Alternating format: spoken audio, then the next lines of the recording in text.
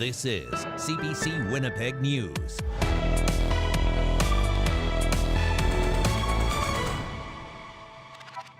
Good evening. Thanks for joining us.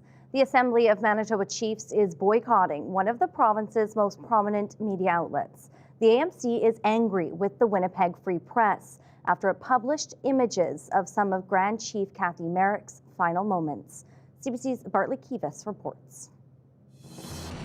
AMC Grand Chief Kathy Merrick was speaking to several media outlets outside Winnipeg's law courts on Friday when she collapsed. She was pronounced dead in hospital shortly after. The province is in mourning. Merrick will lie in state tomorrow at the Manitoba Legislative Building, where the public's invited to sign a book of condolences.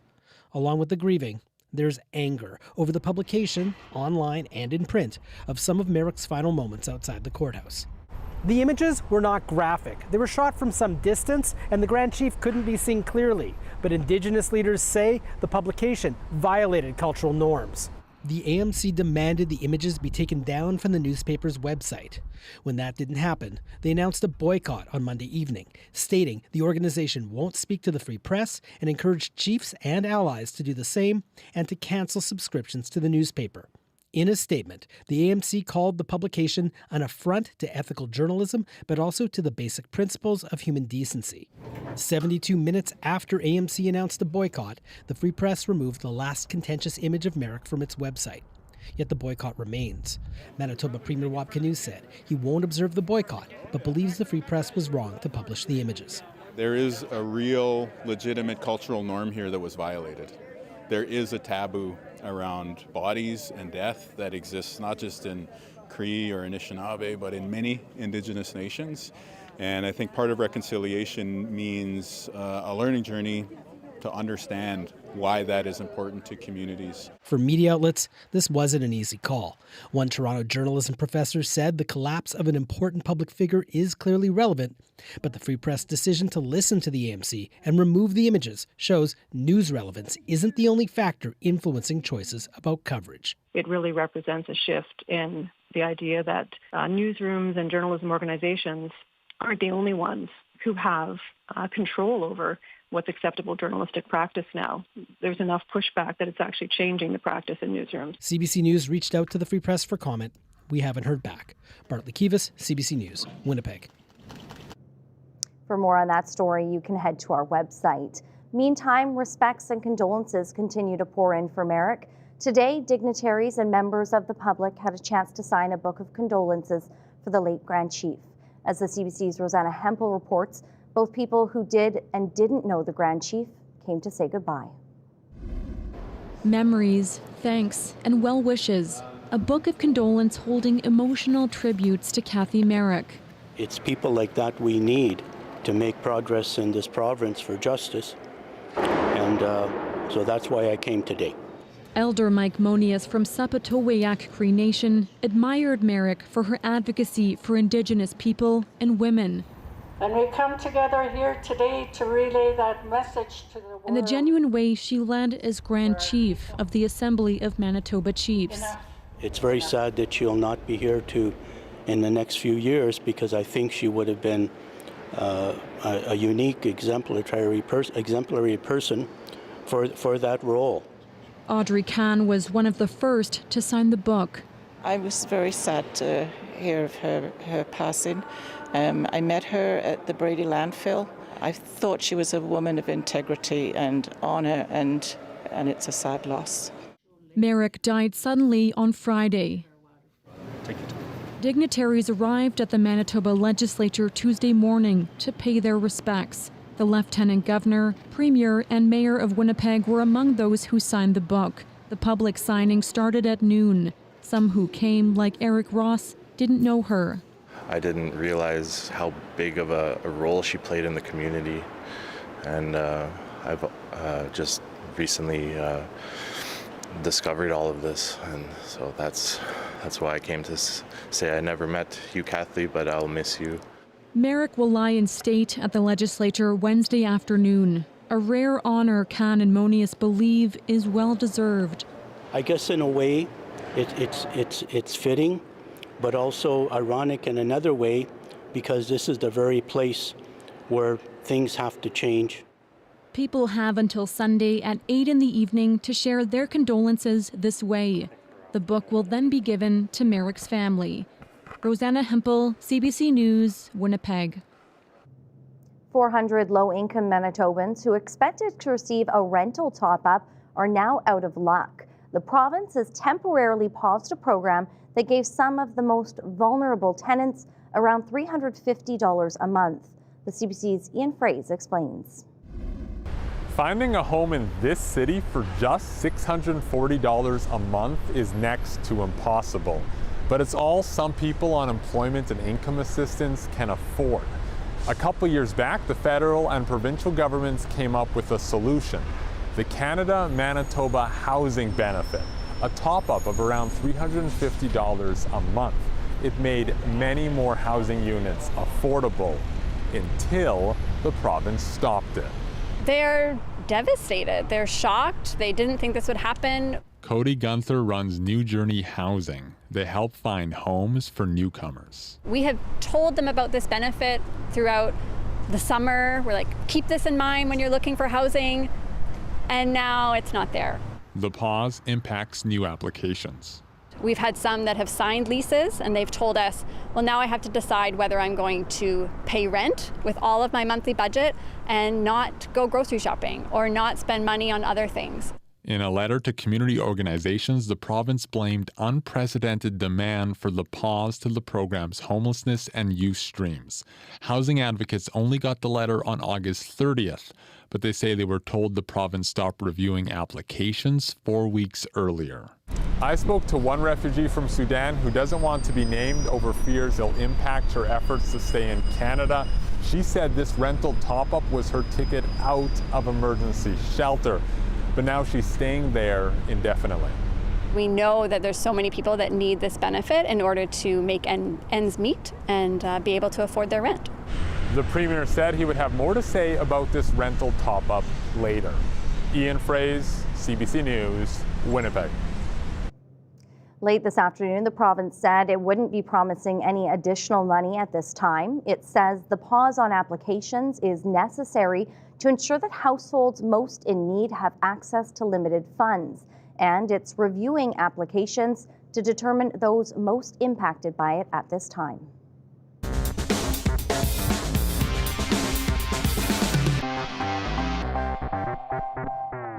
A new monthly fee for 911 service won't come into effect this year. The City of Winnipeg approved the $1 fee as part of this year's budget. It would be applied to every monthly phone bill registered to a Winnipeg address. It's to help pay for the transition to next generation 911 technology. It was supposed to take effect July 1st, but Finance Chair Jeff Brawadi says the city first needed to pass a bylaw, which didn't happen until earlier this summer. There are other processes in play too. The CRDC has to work with the telcos, the wireless and wireline providers to start collecting the fee. So there is some process involved. We should have done the bylaw earlier. We just didn't know what the exact process was.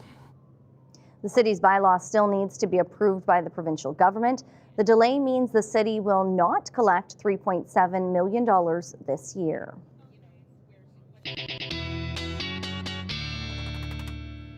Weather specialist Riley Lachuk is in now. And Riley, I was out there this morning and it was really hazy first thing this morning, just like you said it was going to be. Yeah, and still hazy into the evening hours here, Brittany. We do have an air quality alert in place for the western edge of the province. Brandon, Verdon, Melita, up through Dauphin, Swan River, the Paw, Flin Flon, and Lynn Lake. We're looking at that air quality remaining a concern through tonight. The air quality health index at a 10 plus through this region shaded in this blue purple color here. So what does that mean? So in Winnipeg today on this scale, we're at about a 5 to 6 right now. We're at about a 6 through the evening hours here, which is moderate. Consider reducing or rescheduling your activities outdoors if you experience symptoms. Brandon right now is at a 10 plus. Expect it to be around an 8 into that high range throughout the evening into tomorrow. that very high range, everyone should be limiting their outdoor activities. And that's what we're looking at. Hazy conditions continuing in Winnipeg tonight. Mostly clear, 13 degrees. The winds really lighten up as we head into the morning hours. 15 first thing in the morning, Brittany up to 25 in the afternoon tomorrow. I'll let you know when this haze leaves the region, and maybe some rain in the forecast when I come back in a bit. Ooh, all right. Thanks, Riley. You're welcome. Residents who live near a Winnipeg homeless encampment are raising concerns. Why safety and security is top of mind. More on that story next.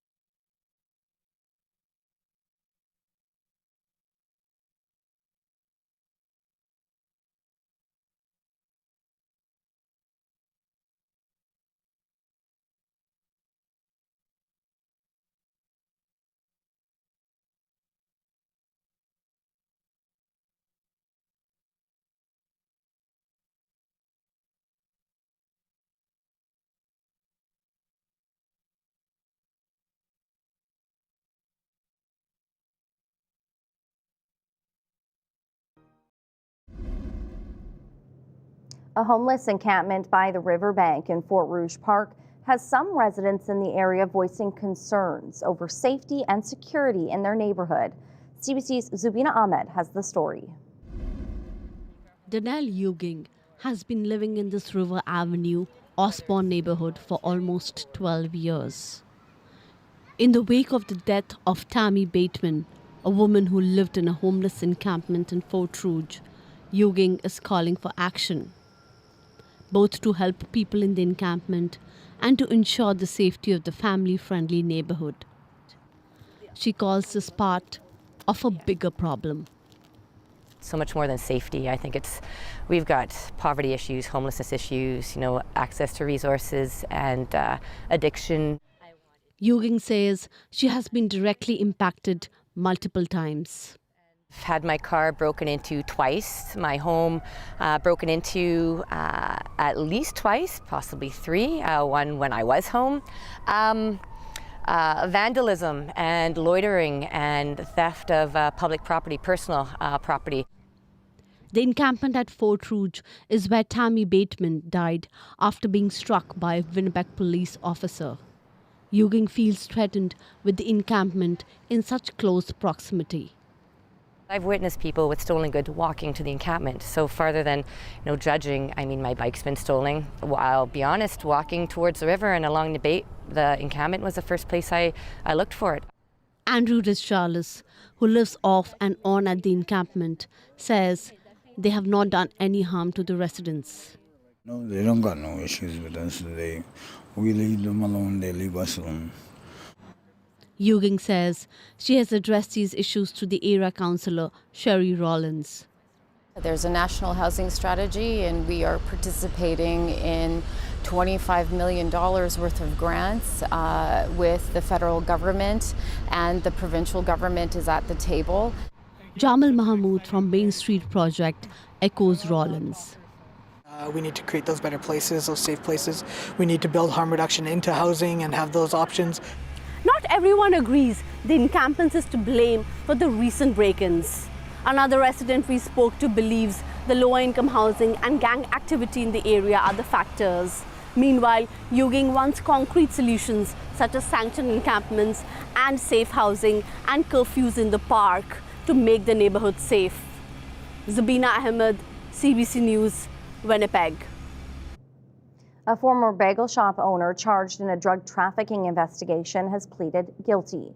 Chris Silva, who previously co-owned Winnipeg's Hudson Bagels, admitted to his role in court this week.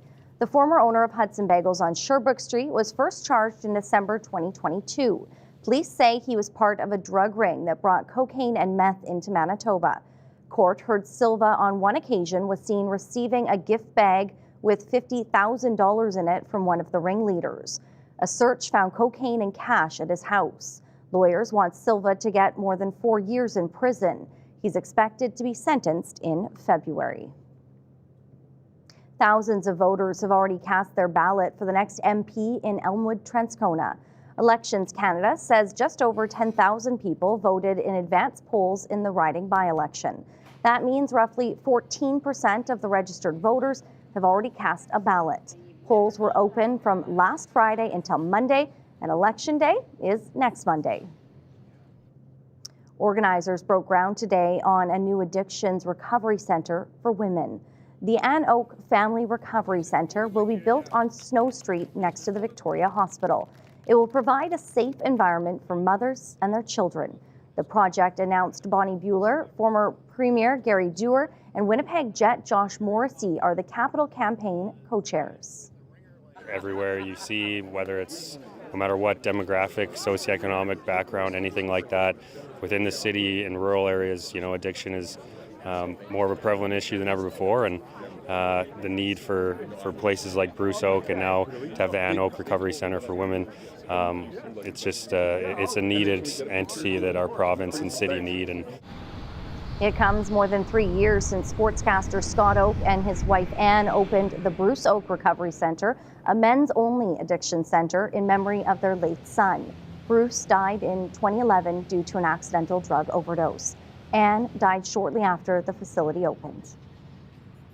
The struggle of youth addictions has had a profound impact on Manitobans and Canadians. Overdose deaths continue to plague our province and country, and many have been sounding the alarm about the drug epidemic. More than 60% of illicit drug users in Canada are between the ages of 16 and 24.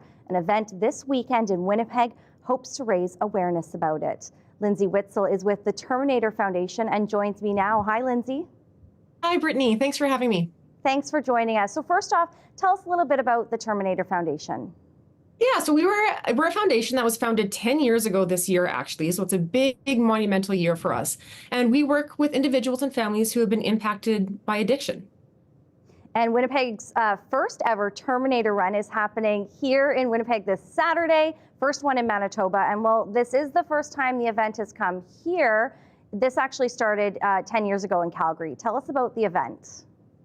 That's correct. So 10 years now in a row, we've been hosting the Terminator Run for Youth Addiction Awareness. And every year it's gotten bigger and bigger, which on one hand is great, but it does also cast a shadow on the need for this run and this awareness.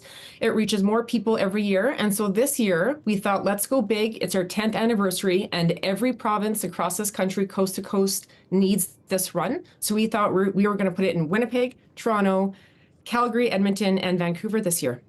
What does that really mean to you to see how much this run has expanded and how dire that need for something like this still really is? Again, every run that we do every year, the reach is palpable. It gets bigger and bigger across the city, across the province, and ultimately across the country. So again, knowing that we are reaching so many more people is a really great feeling on one hand, but again, the need is so strong and so there, and everybody, it seems these days, not only knows of somebody who has been affected by addiction, but also is touched by this awful, horrible disease. Yeah, Lindsay, your family knows that all too well. Your brother battled with addiction. Tell us a little bit about his story. Yeah, so, he's a wonderful brother. He passed away 10 years ago, this August it was. And so we were born in Winnipeg, raised in Vancouver, and we actually were back in Winnipeg for about 6 years, back in the early 2000s. So he saw and fought his darkest days in addiction on the streets of Winnipeg. So to bring this to Winnipeg this year on the 10th anniversary of his death is really something so special to me and my family. And in fact, my parents are en route to Winnipeg today so they can attend the run on Saturday.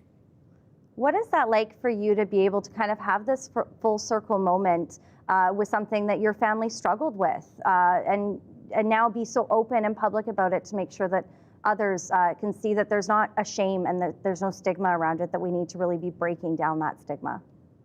And that's exactly it. 10 years ago when he passed away, even during his darkest times of addiction, there was a lot of shame in my family, a lot of stigma. I was embarrassed to have an addict for a brother.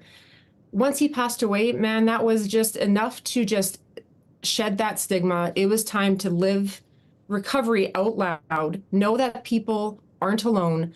So many people are going through this awful disease, and I was so proud to put our family in the forefront of this fight to allow people to understand and to feel our love and know that they're not alone in this. Lindsay, what do you want people to know who might be struggling through an addiction right now, or who might have a family member that's struggling through an addiction right now? I want everybody to know that there's hope, that if they are alive, there is hope. And that recovery is possible, that you are important, that you're somebody, and there is hope, and you are surrounded by a wonderful community of people fighting for you and with you.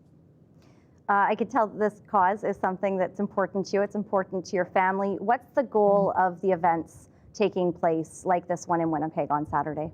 Yeah, truly it's to raise awareness for youth addiction, raise awareness for families and individuals who are fighting this, and to also raise awareness for we call the ABRT. So it's activity-based recovery therapy. And we have a program here in Calgary that we've been doing for about 10 years, 8 years, I guess, full on. And it's a program where the athletes come to us and they are put through a 12-week program of triathlon training. So they learn to swim, they learn to run, they learn to bike, and are put through 12 weeks of intensive training to help with their recovery. So our hope in spreading this awareness across the country is to bring that ABRT program right across the country and help every city that we can. Lindsay, thank you so much for your time and being here this afternoon. Thank you so much for having me. I really appreciate it, Brittany.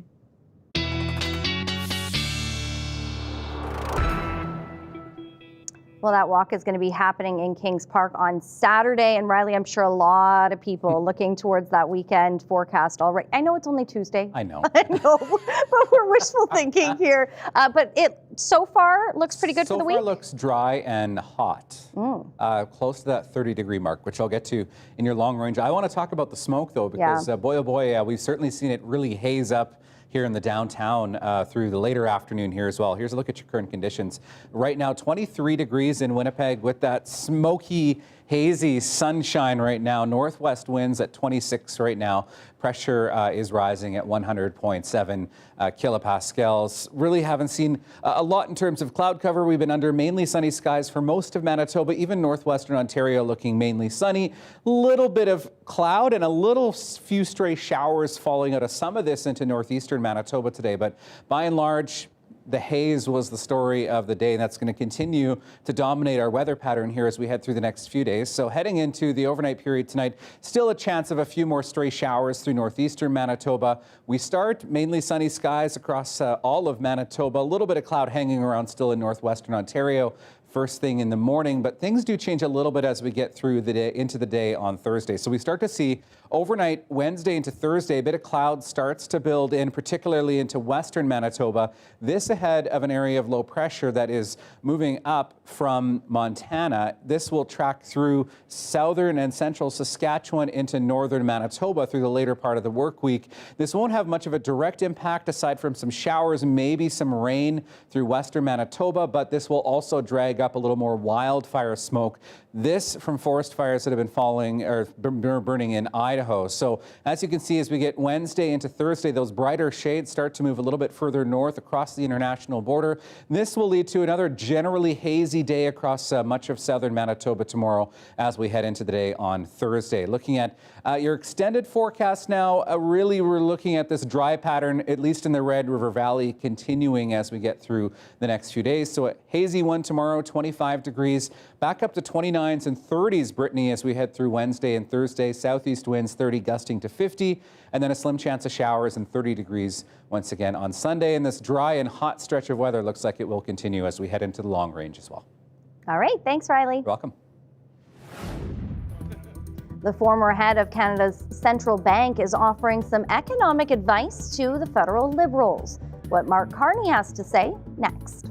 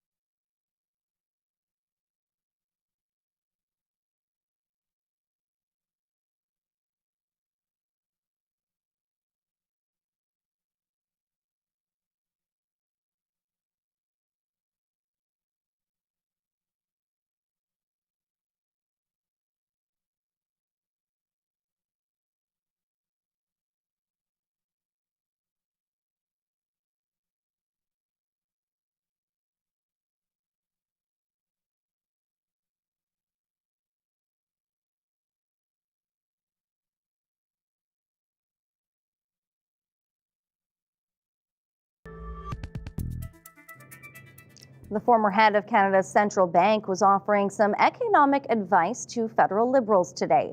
Mark Carney has been brought on board as an advisor as the party prepares for the upcoming session of Parliament and the next election. Some think there may be bigger things in store for Carney, but as CBC's Rafi Boudjikanian reports, the old Bank of Canada boss wasn't talking about that. For months, Mark Carney has dodged questions about his future with the Liberals. On Tuesday, the former governor of the Banks of Canada and England kicked off his new gig as an economic advisor to the party. It comes at, in my view, a decisive time for our economy, for our country. You know, the world is becoming a more dangerous and divided place, and at the same time, the global economy is being transformed. But Carney was less forthcoming on speculation he's seeking the party's leadership or even a seat in the next federal election. Prime Minister of Canada asked me to do something, I will do it. I will serve to the best of my ability. Secondly, you know, I'm interested. I have some experience in these issues, and I'm interested in helping our country to grow. I'm interested in doing something, not being something. But votes are weighing heavily on most of the caucus at this retreat. In less than a week, voters in the LaSalle-Lamar-Verdun riding in Montreal will have a new MP, and the typically safe Liberal seat is tied up in a three-way by-election race with the NDP and the Bloc Québécois. I'm convinced we will win. We know that cost of living is too expensive, that people are frustrated with it. So what do? We do everything to reduce the cost of things and services. And there are questions about where the party is headed in the next federal election in about a year or sooner. What's your brother? The Liberals' national campaign director is here in Nanaimo, but he's quitting his job at the end of the month with no replacement announced. Trudeau himself did not speak to the media, leaving that to his deputy prime minister. I think all of us have heard Canadians have a lot of frustrations. It is so important for us to hear the concerns of Canadians. Hanging over this retreat, one key difference between the Liberals' marquee speaker today and its leadership.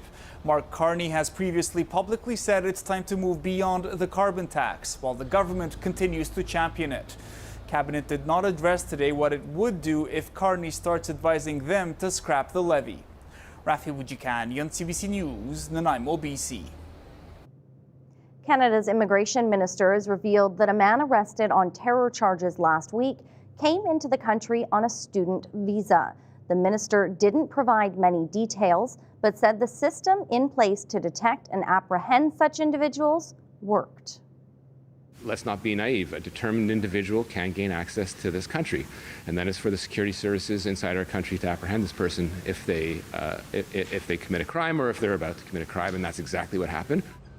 The 20-year-old was taken into custody in Quebec on charges including attempting to leave Canada to commit an offense for a terrorist group. He's also facing terror charges in the U.S. American officials say he intended to carry out a mass shooting at a Jewish center in New York.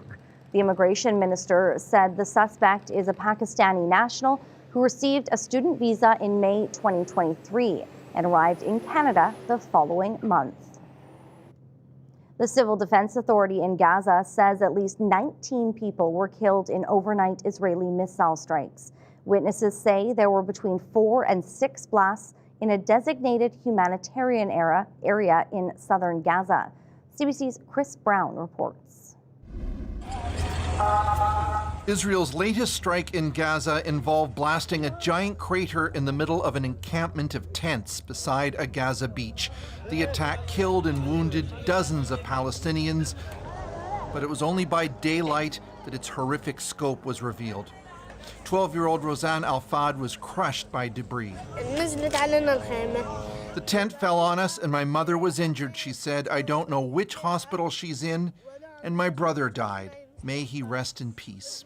We pulled our children out. They were all buried under the sand, said Abbasan Al-Rai.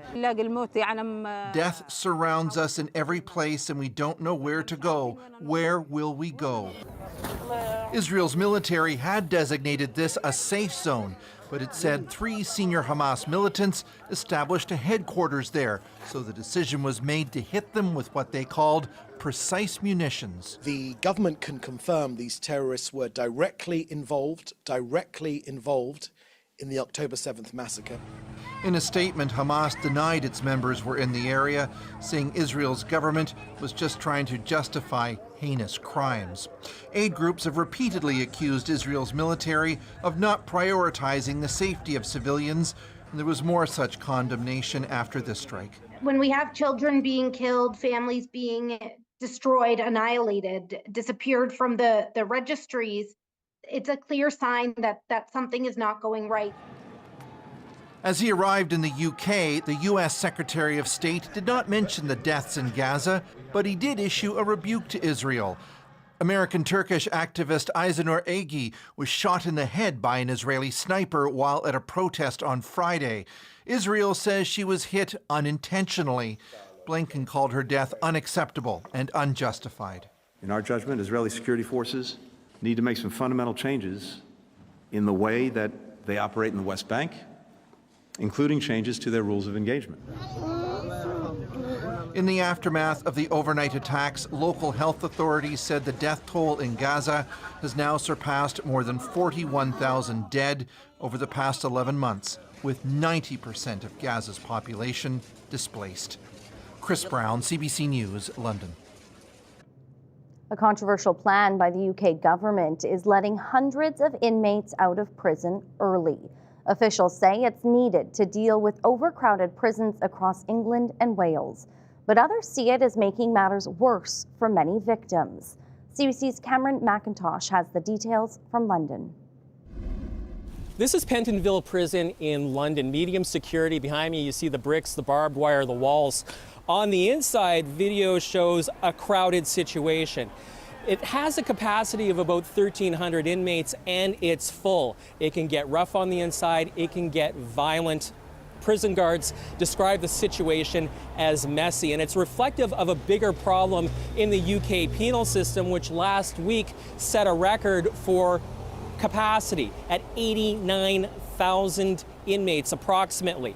The problem is more people are going into the penal system than are being paroled out. So now the government says it will start offering parole to some inmates once they reach the 40% mark of their sentence, calling this a crisis situation. It was the only option on the table, and that is because the alternative to not making this change would have been to allow the prison system to collapse and therefore to allow law and order in this country to collapse. However, the government is also quick to say this will not apply to dangerous offenders, violent offenders, people that have been convicted of sexual or domestic crimes. Still, there are plenty of crime victims that are worried about being re-victimized and plenty of concern about where these inmates are all going to ultimately go. There are problems within the parolee population here in the UK with homelessness. There are concerns that this week putting out another 1,700 approximate inmates will just add to those problems, stretch resources even further. The Labour government says it's aware of those concerns and is watching them. Prime Minister Keir Starmer, himself a former star Crown prosecutor, saying he's dedicated to getting more prison space built in this country, but it's going to take time. Cameron McIntosh, CBC News, London. Coming up after the break, we'll introduce you to Miss Barb. She prepares breakfasts and emergency lunches at one school in Winnipeg's North End. That story straight ahead.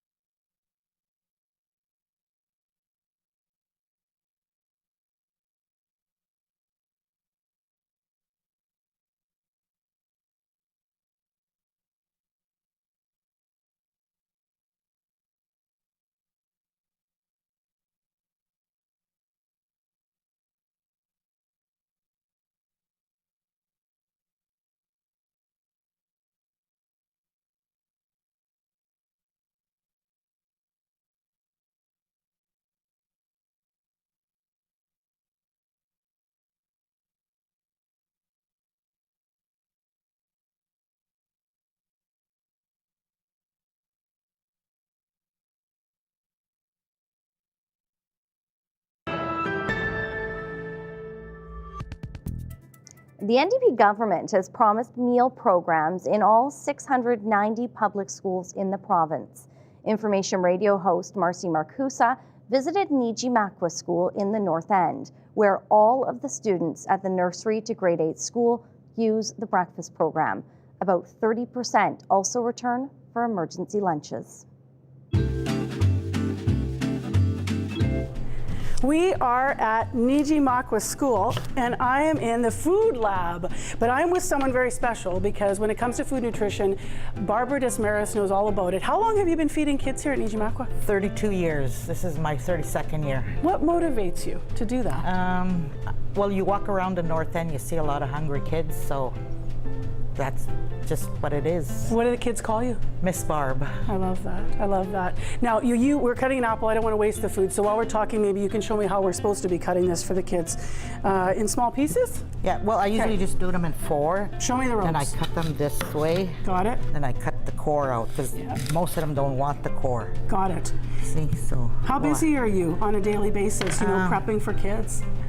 Well, if I had more time, it would take me longer in the morning, so I rush in the morning for an hour, about an hour and 15 minutes. Yeah. Because they come and get the breakfast at 9:30. Yeah. You're going to be getting some help, and there's going to be some more food. There's new funding. That's why we're here in Neighbourhoods.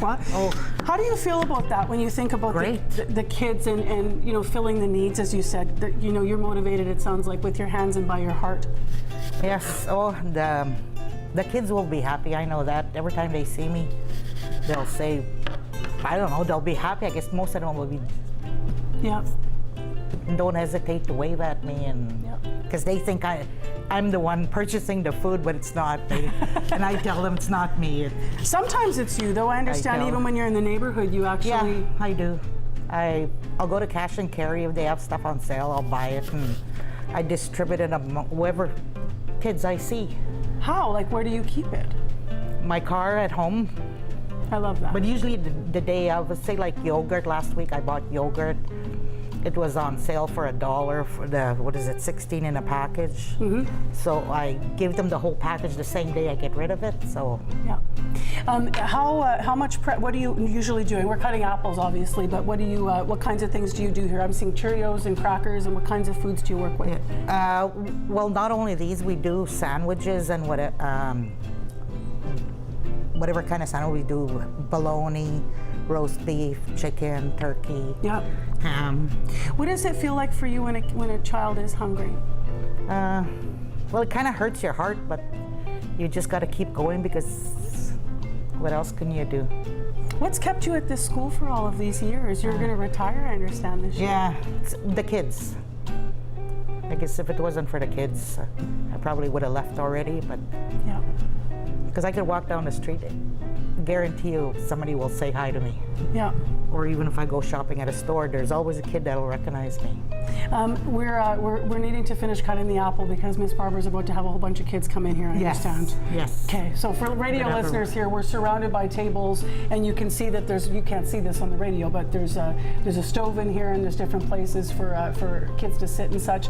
And we're about to learn about the renovation that's going to be going on because everything's about to change. Yes, I'm getting a new kitchen, 2 industrial stoves, and I'm pretty excited about it because it's my last year, but somebody else will enjoy it, I guess. They're sending you off in a great way. Yeah. After all of your years. What's the first thing you want to make on the stove? You're going to be able to be cooking in a different way for the kids. Well, the kids, their favorite is that macaroni with I use taco meat with macaroni and tomatoes, and I bake it with cheese on it. I like that. Oh, they could eat it every day if I make it every day. What do you call it? Taco bake. I like it. Miss Barbara's Taco Bake. All right, you want to finish doing this? Yes. Okay, I'm not doing it well, am I? Show me. You're fine. Show me the ropes. Yeah, oh no, we didn't do it. This is that's good. See, that's it. See, this would have been 1 piece. Oh, I made it too small. Yeah. Got it. Most of the kids won't eat it.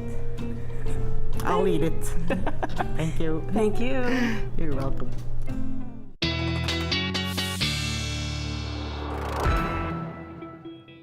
Riley's back in with us now. And Riley, I feel like it's never ending over the past few weeks where we've been talking about air quality advisories and that haze and the smoke. And even just outside our studios here, since we started the show 45 minutes ago, that smoke has started to roll in Really even started more. to roll in. I want to show you a live look outside right now. This is from our roof cam here at CBC. You can really start to see some of those orangey colors, that haze really starting to roll in, that visibility. Not as good as it usually is from that camera view. And in fact, we just had an air quality advisory issued for the city of Winnipeg that's now extended through into the Pembina Valley, Red River Valley in that as well. So this just goes to indicate that we are going to experience some of the ebbing and flowing in air quality across southern Manitoba as we get through the overnight period. Still lingering haze as we get into tomorrow. Wanted to also update you on what is now Hurricane Francine, just this evening upgraded to a Category 1 hurricane off the coast of Texas right now. In fact, Louisiana, the coastline here,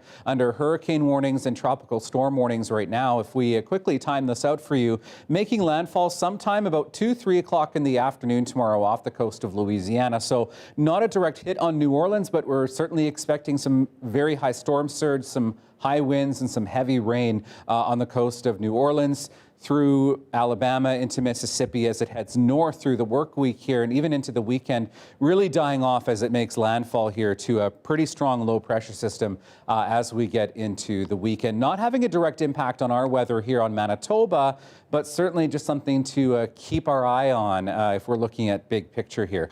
Your dog walking forecast. This is Nori. Thanks, Anne, for sending this picture in. Probably a great day for a walk tomorrow if you don't mind a bit of heat.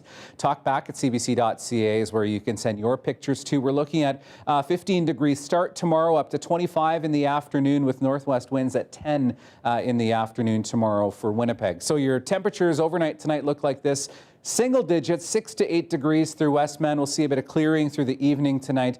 Partly cloudy skies through the Red River Valley. Temperatures about 12, 14 degrees, and slim chance we could see maybe a couple of lingering showers or some thunderstorms through northwestern Ontario. Single digits, 4 in Thompson tonight, 6 in Lynn Lake, 8 in Churchill overnight. As we get through the day tomorrow, sunny skies to northern Manitoba. Temperatures topping out at about 20 degrees or so.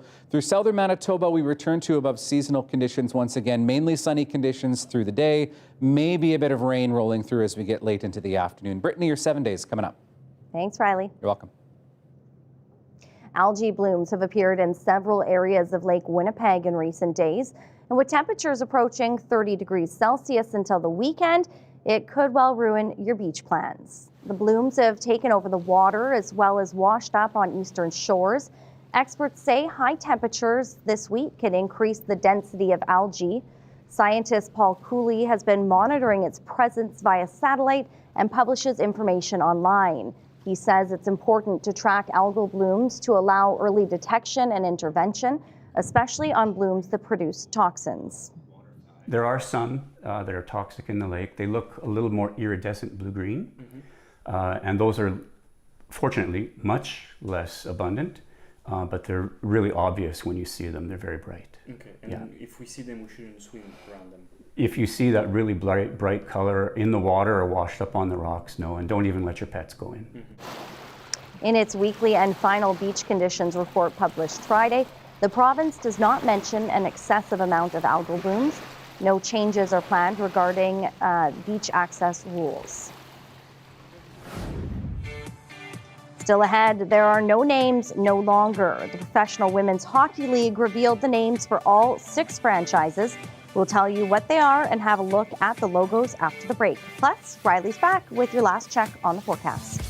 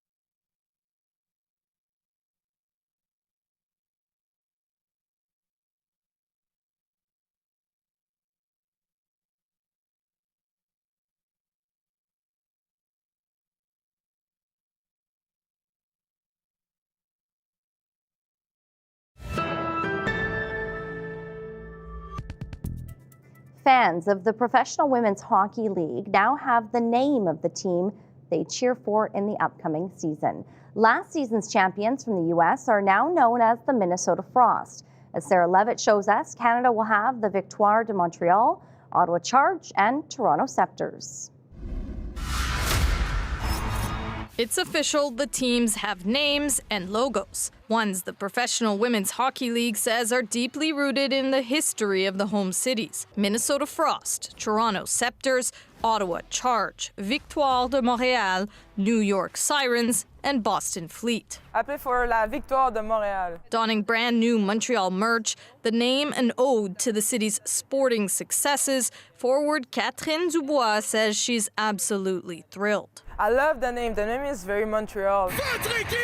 The PWHL had a wildly successful inaugural season, but it was condensed and the teams played without names. We had the luxury to be able to experience, what fans experienced at games and get sentiments from across the board and really use those to help crystallize this. One look on social media, though, and it's clear not all are on board with the names.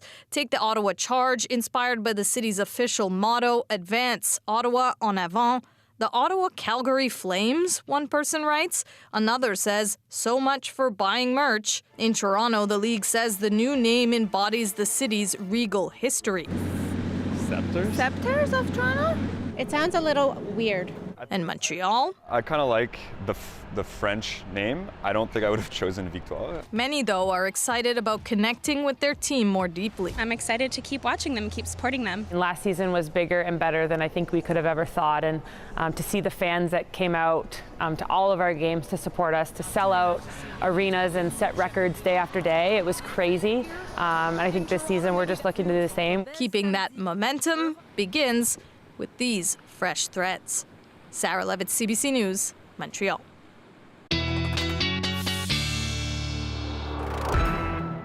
Well, it's time for a look at your 7-day forecast now, and watch out for a bit of haze again tomorrow, especially with those air quality alerts. They'll be ebbing and flowing over the next couple of days across parts of our province. 25 tomorrow, a bit cooler than we got today, which was 27 degrees. 29 tomorrow, for Thursday rather, breezy through Thursday and Friday, back up to 30 degrees. 27 for Saturday, then we're really right around 30 degrees as we head into the weekend and into next week. Okay, a couple of photos to show you from Alan. These are his descriptions of these, keep in mind. Ruby-throated hummingbird. This was taken in the English Garden at Assiniboine Park. And one more for you here, a flash mob, he calls it, of screaming gulls having some fun with those geese on the Assiniboine River. Talk back at cbc.ca. I want to see all of your photos, especially if they're like that. Well, it was surf's up for dozens of dogs over the weekend in San Diego. More than 50 pups spent the afternoon trying to catch a wave in the longest-running canine surf competition in the U.S. That's your Daily Lift.